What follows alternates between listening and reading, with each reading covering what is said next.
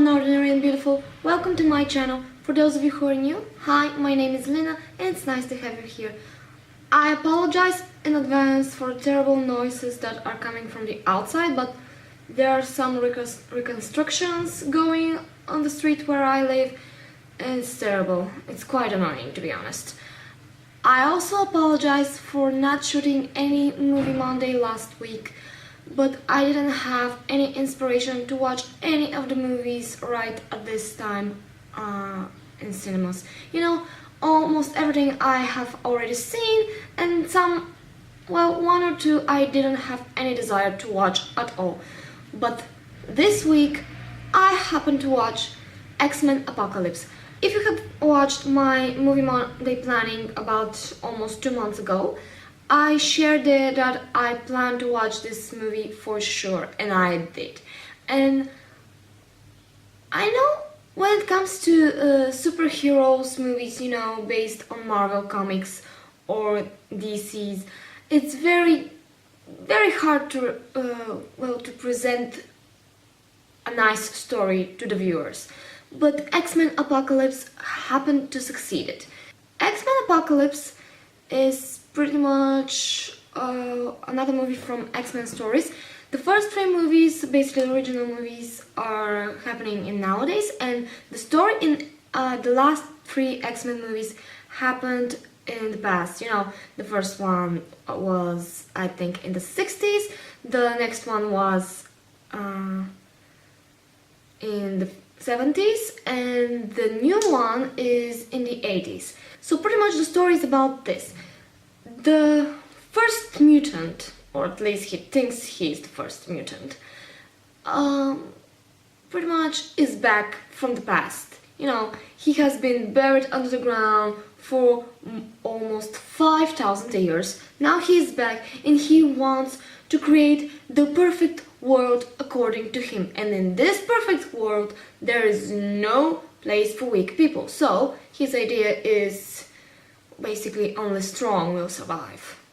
You get it? Only mutants will survive. People like you and me who don't have any special superpowers are going to be faded away from the face of Mother Earth. Oh, something like that. So he is trying to find, how you say it in English? Strong supporters. Yes, let's go very strong supporters, his strong warriors. While this is happening, the previous characters are going with their own lives. Professor Xavier, he has opened the school again for his gifted kids. So Eric is in Poland and he has his own family. He has a beautiful wife, a wonderful daughter who has his special powers, but I will not spoil it for you. Not exactly his special powers, but she has some special powers too. I will not spoil it for you. I just will tell you to watch the movie. That's all.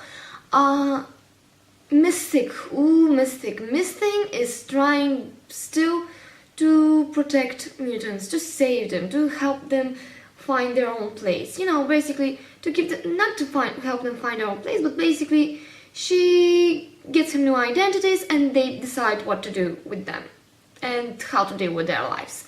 And suddenly everything collapses and Mystic is going back home because she believes Eric is in danger, and the whole world, of course.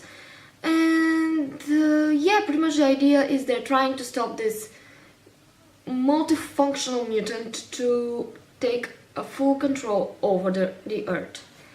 I think this guy has some serious issues.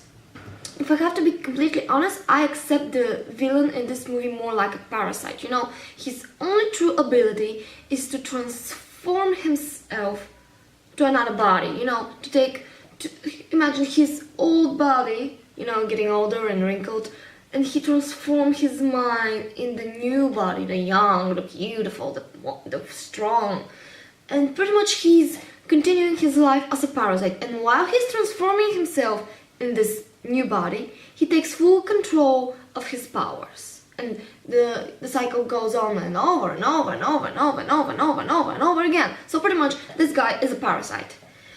Anyway, that was the plot, the story of the movie. Now let's focus on some of the characters and the actors who are playing them. So we have again James McAvoy as the young Professor X. I like James McAvoy as an actor ever since I saw him for the very first time in Children of Dune. This was a Hallmark production, but anyway. So the new Professor Xavier here, the young Professor Xavier, I find way more warm, you know. The old one is a little bit like, he's settled, he's calm. This one is a little, you know, like, you see him getting a little nervous and things like that. While the previous one, Patrick Stewart, he was a little bit, he was so calm. I mean, he was calm when Magneto wanted to destroy the world leaders in New York. He was calm when Colonel Stryker wanted to kill all the mutants. He was calm even when Jean tried to kill everyone in X-Men 3. And here, James McAvoy gives him a little bit more, you know, not being able to handle the problem guy type, you know, but it's a good thing, it's good. Michael Fassbender character here, Magneto, well, he's trying to settle down. He wants a normal life, or at least he thinks so, I don't know. He doesn't want to be involved in anything right now. He wants to be with his wife and his daughter. And, well, usually things happen the way we want it, but his character, well, it's still complicated. He's sticking to this complicated personality of his. It's a good thing, because, let's face it, Magneto is a complicated character. Very complicated one. Mystic. I think Mystic is the character who has evolved mostly during all X-Men movies. I mean, the first 3 movies with Rebecca Romijn Stamos, they didn't focus at all on her, you know. Her mutant part was just there, you know. She was there. She was this blue lady with red hair, and she was strong and fast. She was able to change her shape into anyone she wanted, and that was it. But in the last 3 movies, she is way more human-like, you know. We see everything about her. We see her worries. We see how caring she is actually. We see the person Mystic, not the mutant Mystic, but the person. And Jennifer Lawrence, I mean, she is wonderful. I like her. She's an amazing actress. I mean, I don't want to say that Rebecca Romijn Stamos was a bad Mystic, not even a little bit.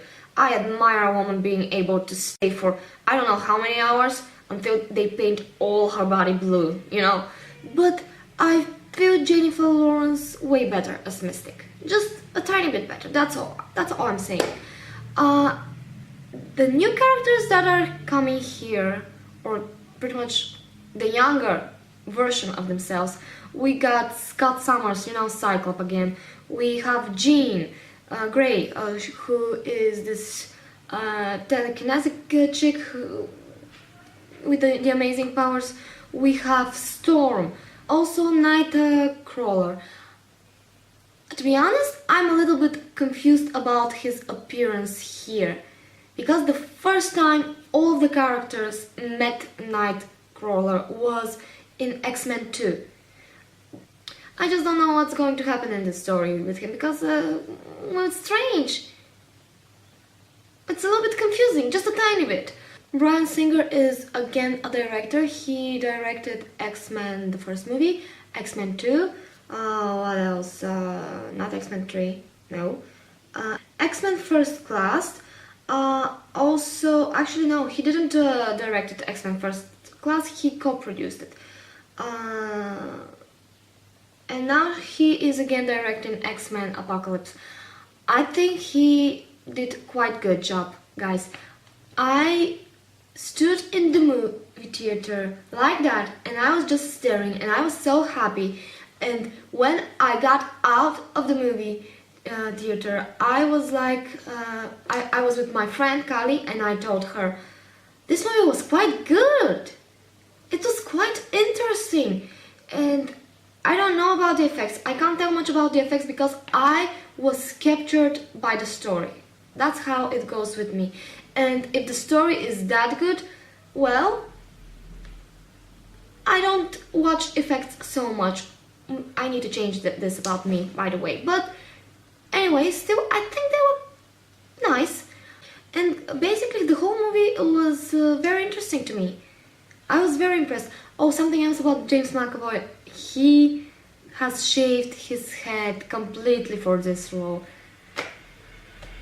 I admire that. I mean, it was good. If you visit the official Facebook page of X-Men Apocalypse, you will find a video where you can see how he's shaving his head completely, and Bryan Singer is holding his phone, you know, and at the same time through the phone Patrick Stewart is watching, and I mean it's wonderful. So check it, by the way. Maybe I'll leave the link to the official Facebook page below.